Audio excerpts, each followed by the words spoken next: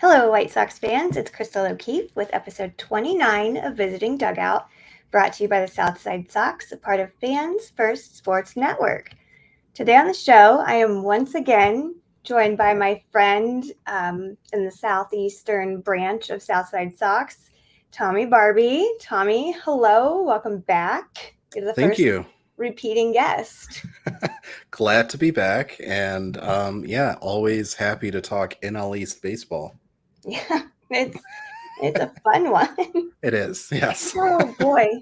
So, we're talking about Atlanta. They're very good. They are. They have already won 60 games, comfortably sitting in first place with, Yep. 674 record. The closest team are the Marlins, which they're at 576. So that's Mm-hmm. almost 100 points below. And then they're like 8.5 games back, I think. So this team is even post Freddie Freeman, which I thought maybe would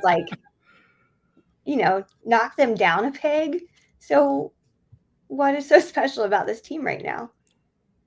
They're just stacked. I mean, a quarter of the roster made it to the All-Star game for a reason. And um, it is a really, really deep team as well. Like they've had injuries. It's not like they haven't dealt with injuries. They've dealt with like Max Fried being hurt. They've dealt with a lot of their guys being out.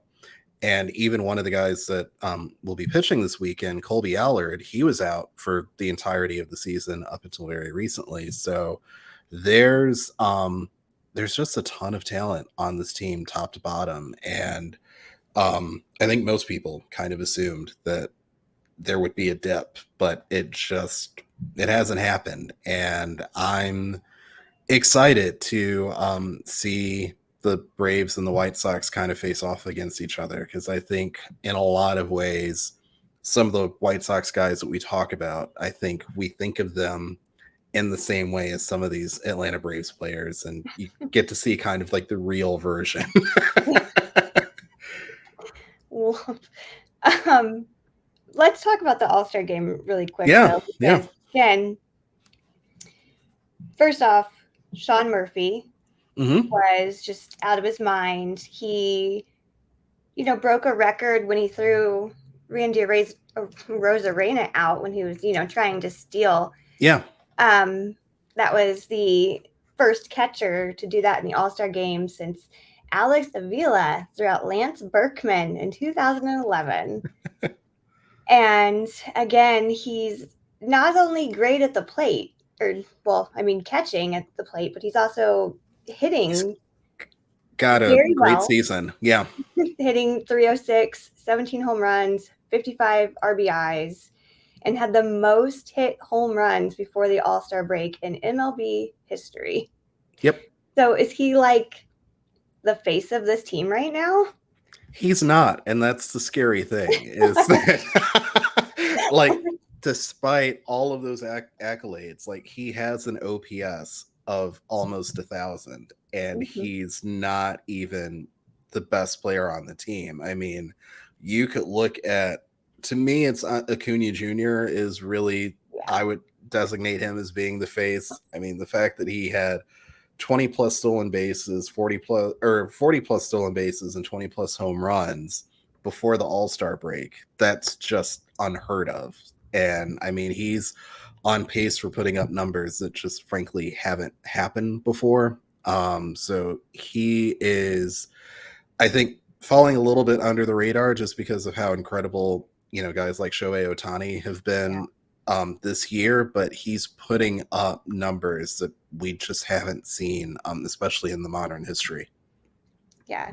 And then you guys had 8 players selected, like you Yep. mentioned before, which again, franchise record. The last one was like 7, a handful of years back. But overall, like, what was your biggest highlight from these All-Star events? Because they, again, really dominated all of it.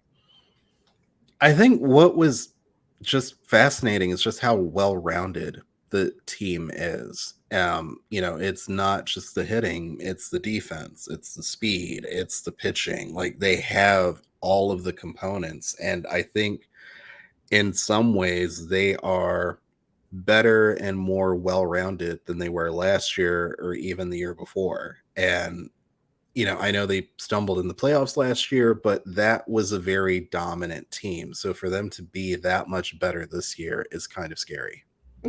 Yeah, you think. So, I mean, they're not going anywhere. Do you still see them at least 8 games ahead in September? I do. I I think it will get closer, not by any fault of the Braves. I Mhm. just don't think that teams like the Mets are that bad. And I also think the Phillies have a little run in them too.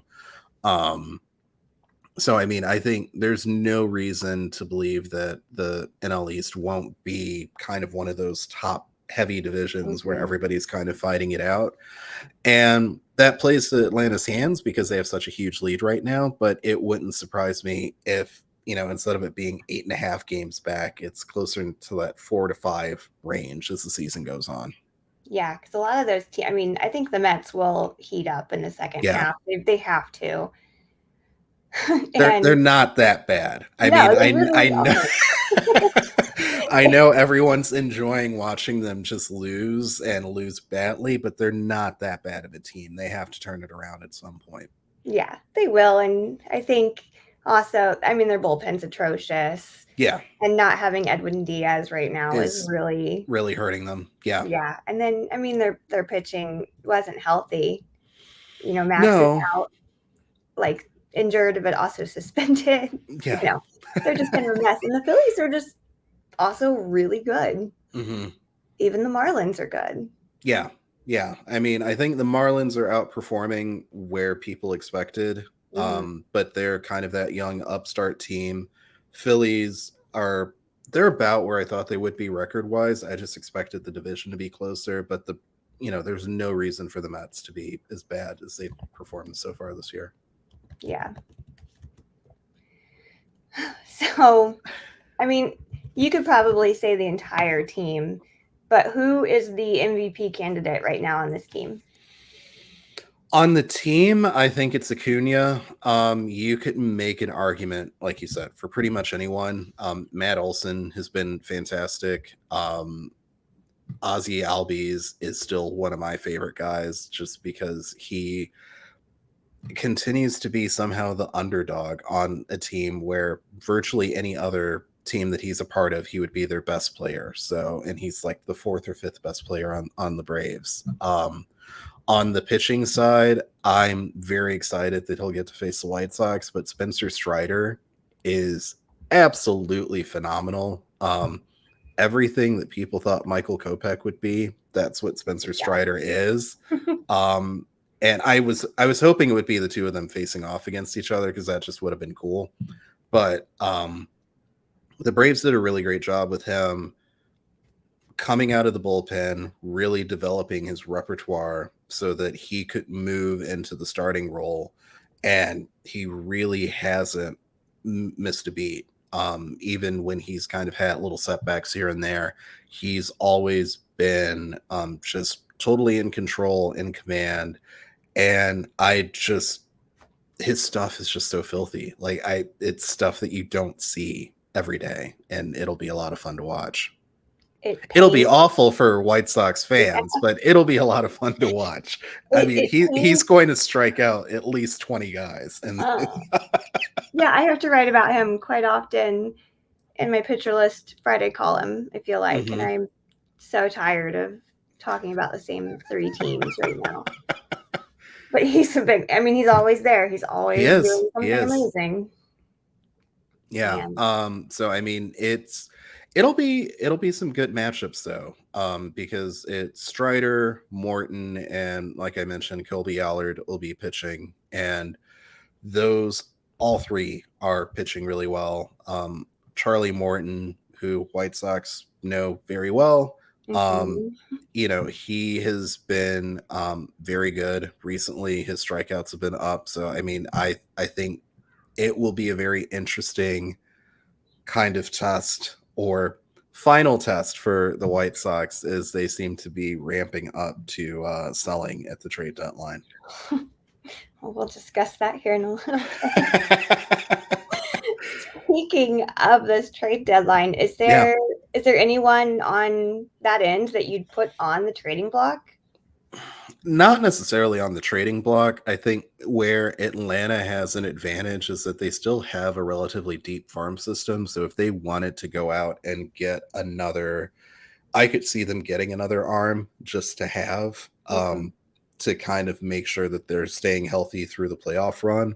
But, with a team like this, there's not a lot of needs necessarily. It's just nice to have. So if there's you know, an arm or a bat that somebody wants, I could very easily see the Braves having that opportunity to kind of make a trade and get that much better as they hit the playoff run. Yeah, that's fair. Um, this team frustrates me so much. Which team, the Braves or the Yes, White Sox? both, but in completely different ways.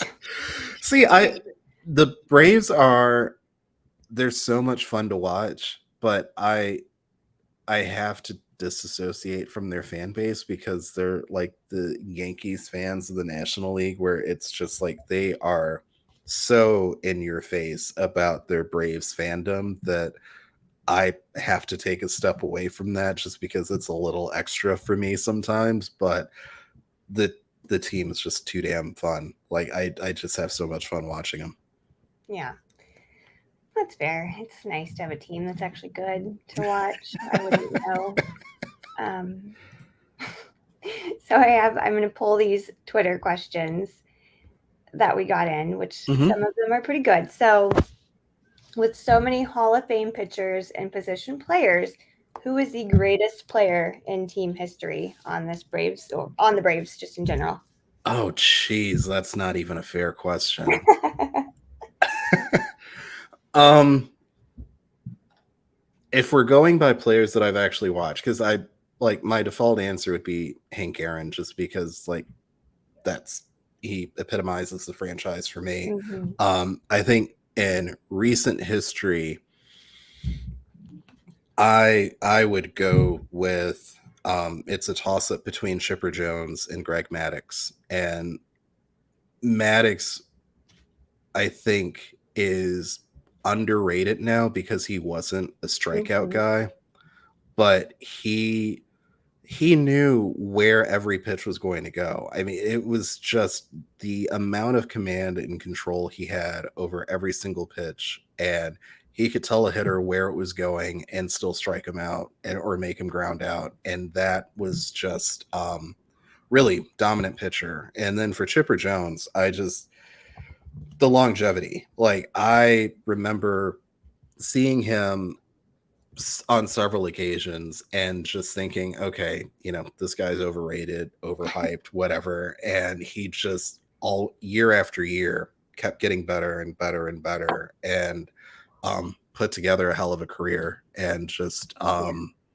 really was like the cornerstone for that franchise for so long.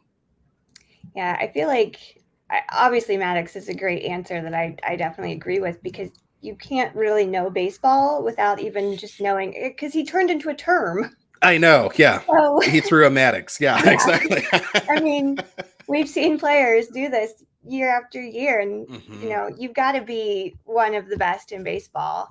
And it didn't matter what team he was on. If you hear the term he's throwing a Maddox right now, you're like, You know oh, yeah, exactly. okay. Yeah. Yep. So, yeah, that I definitely, I mean, they're all great, obviously, but yeah. Um, who would you rather have at this exact juncture, Matt Olson or Freddie Freeman? Ooh. I would still rather have Freddie Freeman, but Matt Olson is really damn good. And just I mean, the gall to make that move, I'm still kind of struck by because that was a huge risk. Like any Mhm. other team that would try to be like, all right, you can leave and we're just going to bring somebody else in and they're going to fill in just fine for like the face of the franchise. Like that never happens and never goes well if it does happen. Like, so for them to not see really much drop off is stunning, but I would still always give the edge to Freeman because it's Freddie Freeman. He's that much better. Yeah. Although I don't know if you saw, this was the Bird app recap, picture last night of Celeste saying Freddie Freeman's vibe is 1950s small town police officer I that's saw that. Yes. active in the Lutheran church and has a dark secret. And I get that. That's why I made it the display, because I was like, no, he does give off this vibe. That's him in a nutshell. Yes. Yeah. And I mean, to be fair, that's why he fit in so well for the Atlanta Braves for so long. Because I mean, that's it in the nutshell. Yeah. Yeah. Which I'm going to come back to this question because right on topic, are they ever going to change their shitty name, or are they ever like going to ban the chop? That's the real question, because I don't think they'll change their name. Obviously they should. I just don't think. I think they'll find some weird cop out way to be like, oh, we mean, this, and it's really patriotic, and they'll find a way around it. I am surprised that they haven't gotten rid of the chop yet. That is probably the one thing. It's the one thing for sure that's preventing me from going to a game in person, because they do it continuously. Yeah. And you think it's bad on like national broadcast, but when you watch it on like the local, that's all you hear and all you see are just like people doing this continuously, and it's like, this is embarrassing. Like, it's bad. Well, and I mean, if you're watching it on, big broadcast, they're not as likely to pan into Right. But local, they don't care. They're no. Yeah. And so I didn't realize how bad it was until I moved here and I saw it on TV, and I was like, oh, like that's all they do for the entire game. Like there's no in between time. I used to think it was just like during in between innings, like that was something that they would do, kind of like, White Sox playing Thunderstruck or whatever. It's like, okay, here's your 5 minutes of your racist chant. Let's move on. That's all they're doing throughout the entire game. And it's embarrassing, but I don't think they will change it anytime soon, just based on how the ownership is and how the dynamics play out, because it's that excused racism that plays out on so many franchises, and it's been so excused for so long. I know both, Kansas City Chiefs and obviously Atlanta Braves, they are like, oh, well, you can't come wearing a headdress, and you should really cut back on the chop, and you should do these things, and then nobody enforces it. They do it anyway. Yeah, I mean, I think it's a very small consolation, but they stopped doing all the tomahawks in the stands and all of that, which is like, okay, that's a step in the right direction, but if you're doing it with your hand, is it any better? No, not really. But also I think it's because it's not as obvious like it is with Cleveland, like where you had like the Chief mascot on the logo.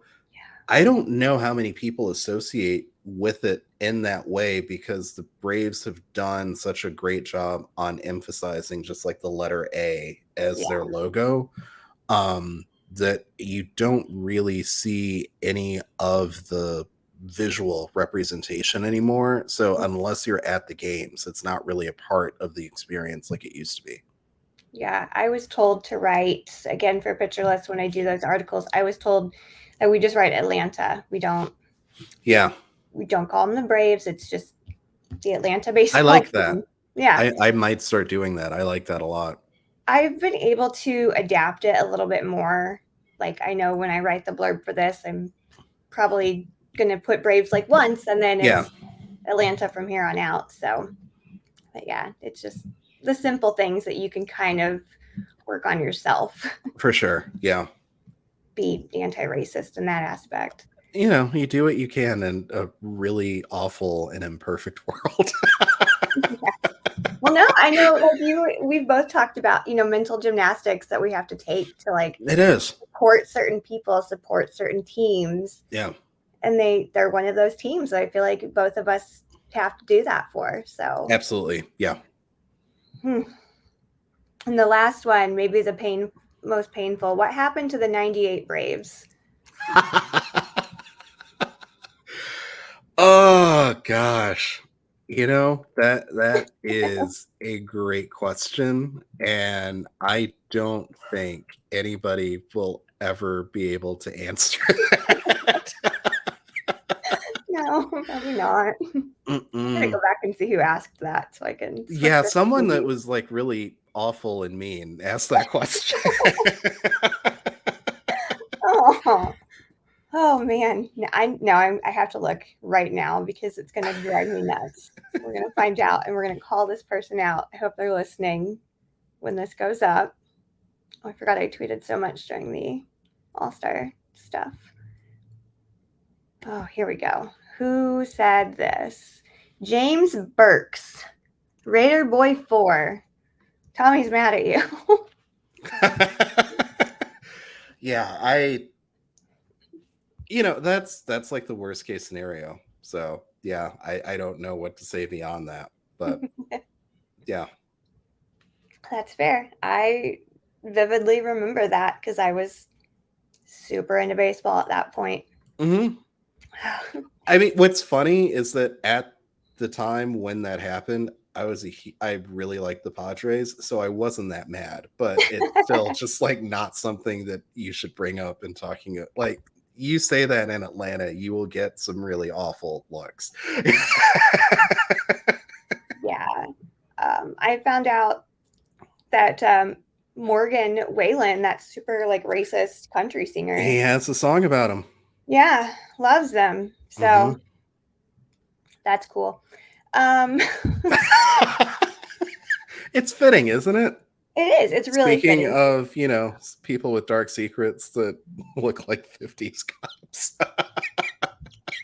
I remember reading something about how he like was on tour and he came out. He didn't even come out. He like canceled with like 20 minutes before. Yeah. And it was like it's because he was all drugged out. He couldn't perform. He couldn't perform. Yeah, but he said that he had like vocal strain. Vocal issues, but it was right before. Didn't refund any of the tickets or anything. Mm-hmm. Just like, yep, too bad. I didn't know that vocal strain meant meth, but here we are. Oh, do enough. So, all right. Well, we're going to take a quick The more break you know. to pay some bills before we get slapped with like a libel lawsuit. Brett, just edit this out. Yeah, we'll be right back. And we are back with Tommy Barbee here. So now we are going to break down this series that will more than likely be a bloody massacre. Do you think it'll be a sweep? Well, see, this is the thing. And my son and I were actually just talking about this earlier.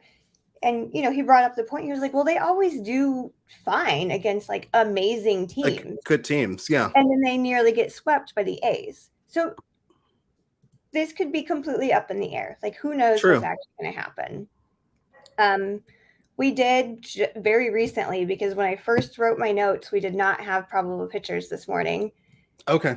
Recently, we've got Kopech against Charlie Morton, Lance Lynn versus Spencer Strider, Dylan Cease, versus Colby. But there was clearly a name that was skipped in between Kopech and Lynn. Yeah. That we're unsure about. We think Lucas Giolito might be on hug watch, which would make me cry if it does come true, because he is the best pitcher on the team right now. And that's not saying much, because he still struggles quite a bit. But anyway. He's definitely the best on the team, though. Yeah, he is. He's our only hope. Yeah. He is our Obi-Wan right now. But, I know we've talked a little bit about this rotation anyway, and White Sox fans again are familiar with Charlie Morton. Spencer Strider's just having an incredible year. Yeah. The only one I don't know much about is Colby at this point because again he missed so much of the year For already. sure. And I see that as being the best chance for the Sox to get a win. I mean, I could see them eking out one of the other games if it ends up being a low scoring affair, but Allard's the guy that former first round draft pick. He was drafted by the Braves, went to the Rangers, came back to the Braves, and he has shown flashes, but he's never been able to put it all together. I think the one thing is that because he's a left-handed pitcher, and I still don't understand what Pedro Grifol does in his brain that makes him construct lineups the way that he does, I could see him managing into a loss because of what the lineup construction is against Allard. But that to me is the one game where it's like, yeah, there could absolutely be an opportunity for those Sox to get one there. And he's going up against Dylan, and Dylan again has struggled a bit, but has also shown flashes of brilliance. His former self, yeah. So again, he's so hot and cold, but yeah, that probably is their best chance to win, unless Michael Kopech just like goes out and completely dominates, like I've always wanted him to. And I could see that too. That's the other game where I could see it being like a 3-2 ball game type of thing. So I wouldn't be surprised by that either. Yeah, as long as there's not a first inning meltdown, I'm not worried about Kopech. Like that's the only time I worry.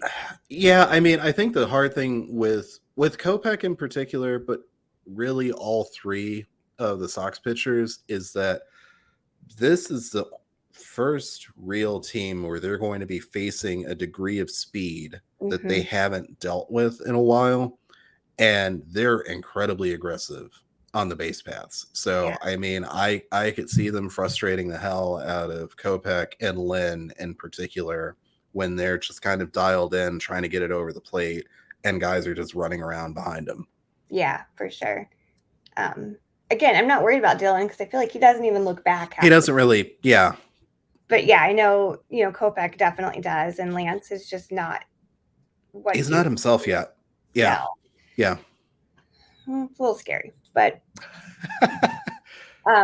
obviously, like you said, they'll probably take the series. I don't know why I'm asking this unserious question to you right now, but because I ask everybody. Yeah. What are the keys for them to take this series?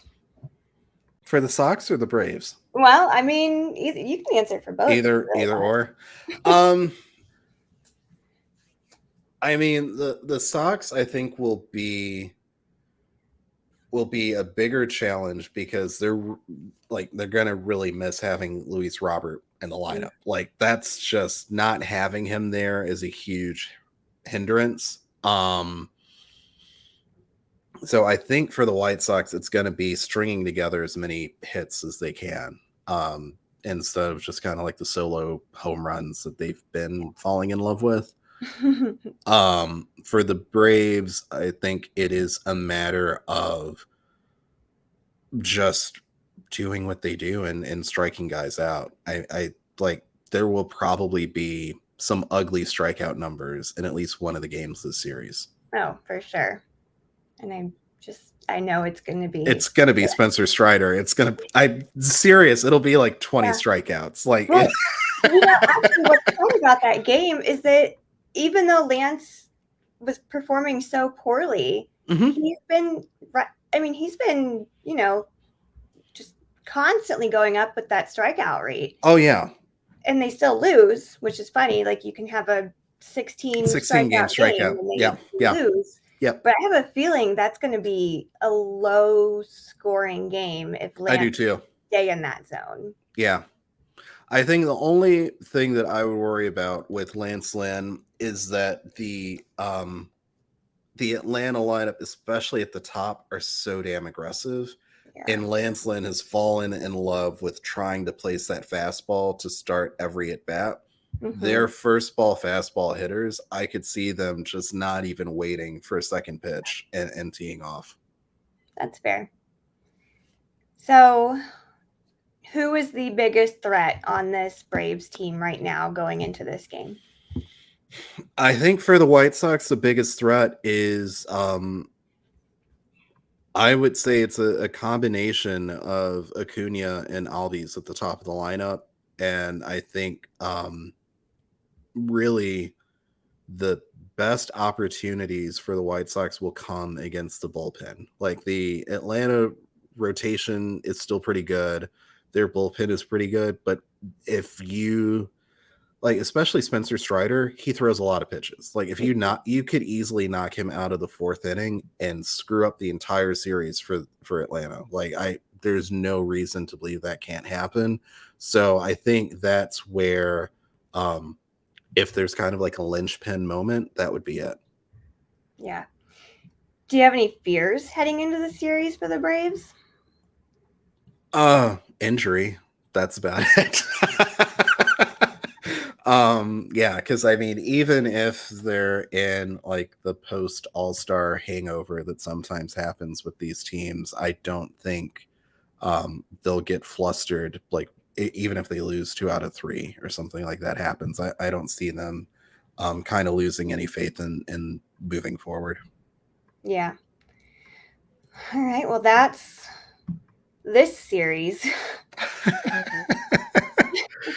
We have nowhere to go but up. Let's talk about more things that all the other teams that we care about way more than the White Sox right now. And have your thoughts on the season changed, with who you might still see going all the way or your big surprises? Yeah, I mean, and shout out to Joe Reeses because he called this at the beginning of the year. But like the Rangers, I thought they were almost there. I didn't see all of the pieces working as well as they have this quickly. Mm-hmm. So I mean, it's really the Rangers in Atlanta. I kind of see as like 1A, 1B at this point in time. I don't know. I don't know how sustainable it is for Texas, but they also, and this is why I wanted the White Sox to hire him. Bruce Bochy is a damn good manager. Yes, he is. And he's someone that even though he's older, he's still always so connected to the game. He understands like how to handle different generations and talents. He is more flexible than like your Buck Showalters and some of these other guys that are just very straightforward on how they want to manage things and don't deviate from that plan. So I think that's been a huge boost for them. But Houston, I think is going to improve, but I don't know that they'll pull off catching up with the rest of the teams because I think the Mariners are going to be right there too. Yeah. I thought so. My two teams coming into this season that I thought would at least be on the brink of being really good were the Mariners and the Orioles. Yep. And the Mariners started off pretty slow, but they've improved. I mean, obviously, Julio Rodriguez is one of the most fun to watch right now. He is. Yeah. And the Orioles are a blast to watch. Like, yep. I think he's a child, so I feel like I shouldn't even say it because he's probably like 20 years younger than I am at this point. But I just am in love with Adley Rutschman. I can't help it. Like that team is just fun. Mm-hmm. And then we have the Reds out of nowhere. That team has been like that was the team that when we were doing our predictions, that was the team that I really wanted to be like, all right, here's just like my left field dark horse that Brett's going to make fun of me mercilessly for. I couldn't bring myself to do it because I didn't think the pitching would be there. Mm-hmm. Like they have gotten all these guys that they've kind of cobbled together for their lineups that have been good, but I didn't think they would be as aggressive in bringing up Ellie De La Cruz. Yeah. So I was very happy about that. And I also just didn't see their pitching coming together the way that it has, because they play in that bandbox of a ballpark where even if you're a good pitcher, you give up 5 home runs a Mhm. night. And I just kind of assumed it would continue on that track. So that has been a huge surprise that I've enjoyed a lot. The Orioles I saw coming, Yeah, because they have that true pipeline of talent that they do. others like to say that they have, but they're still calling up guys that are, top level prospects that are contributing. Mhm. Yeah. All I want this year, I mean, I don't see the Reds actually making it to the series. I just want a playoff win for Joey Votto before he Oh, retires. for sure. Like Yeah. that's what I want the most right now. And Yeah. like I don't care about any other teams at this moment. I want Joey Votto to at least have a win in the Still post. in the top 10 in jersey sales, by the way. I know. I have his jersey. I I'm bad luck with jerseys, so I just have to stick with a jersey. I'm better off with those. It's Joey Votto. I Where's he know, but gonna like go? I'm the kiss of death at jerseys. Like I got who was it? I got a Duncan Keith jersey, and then he was like Oh, injured, and then yeah. obviously like the Blackhawks as an organization are terrible, and he was Yes. part of that. So there was that. But Could I be don't know. I worse. I just have a Patrick Kane jersey that I'm yeah. just like, I would like to not have this in my house. We donated. I mean, because I was a big hockey girl Hmm. and a big Blackhawks girl, Same. and Yeah. I think I saved one thing, and that's only because I felt weird parting with it, and it's an Hmm. autographed Duncan Keith Valentine that I Oh, won nice. on Okay. Twitter, and I was like, I don't want to get rid of this Yeah. because, and again, mental gymnastics. I loved him. He was Hmm. my favorite player. Like Yep. you think of Duncan Keith and you're like, oh, that's Crystal's guy. Hmm. So I struggled with like getting rid of that. So it's in a box, like it's not displayed anymore. But Yeah. that was the only thing I kept. Like everything else, like kids' clothes, my stuff, blankets, just you name it. If there was something Hmm. Blackhawks in the house, it was like, all right, well, here you go, Goodwill. Yeah. Yeah. No, I'm with you. The first team that I kind of adopted moving here was the Carolina Hurricanes for that reason, because it was just like, all right, um, I need a new team. Yeah. I can't do that. Yeah. I begrudgingly I'm just going to be a Maple Leafs fan, I think, because I would love to retire in Toronto. Okay. And like I'm part You know they're like the White Sox version yes. of And I hockey. think that's why I'm Okay. attracted to them. Yeah, but Which don't is do that to yourself. Like but I'm like trying to tell like I'm part Canadian. I want to retire there. Like Mhm. but then I like hear all of that. I'm just saying, like, there are other Canadian teams that won't break your heart as much as the Maple Leafs will. it's either that or it's like the Blue Jackets. And they're not great either. So No, they're not. All right, that's fair. I just gave up on hockey. I'm done. I didn't watch no, that's not true. I went to a Blue Jackets game this past season, Okay. but that's only because we happened to be in Columbus and they were playing. And my cousin was like, hey, let's not drive home until midnight now and go see the Blue Go Jackets. see a And I was like, game. There you all go. right, cool, let's do Yeah. this. So yeah. Anyway, again, thank you. This is now visiting. What do they call it in hockey? I don't know the terms anymore. I'm so Visiting checked locker out. room. Yeah, sure. We'll There you call it go. win. Like where they go get in Oh, trouble. Penalty box. Visiting penalty penalty box. box. Yep. Um, no longer dugout. I've quit everything. Again, Tommy, thank you so much Of for course. coming on again, talking about this team. I It'll feel be a like fun series. yeah, I feel like everyone follows you anyway, but just in case, where can we find you? You can find me at Kinda Blue, BLEU, on Twitter, and I'm also plastered everywhere on all the Southside Sox things because I that's what I like to do. You had a big week. It was Weekend fun. with that Yeah. draft. You guys were killing it. I was just like, I'm staying away from this. They're in their groove. Super proud of them. Organized chaos. I'm all for it. Let's go. Yeah, I have the Twitter app on my phone, so I also see like the Southside Sox likes and retweets and my Popping up. phone. Yeah. I was like, okay. We're Mute gonna notifications. Yeah. pause this right now because it's going crazy right Yeah. now. So I had to put my phone down for that. But you guys did great. So Yeah, it was fun. And again, I mean, it was an exciting draft for the White Sox. So it was. We'll have to discuss that at a later date. absolutely. But yeah, thank you. Of course. I would say best of luck to you, but you also are a fan of the miserable team. So Mm-hmm.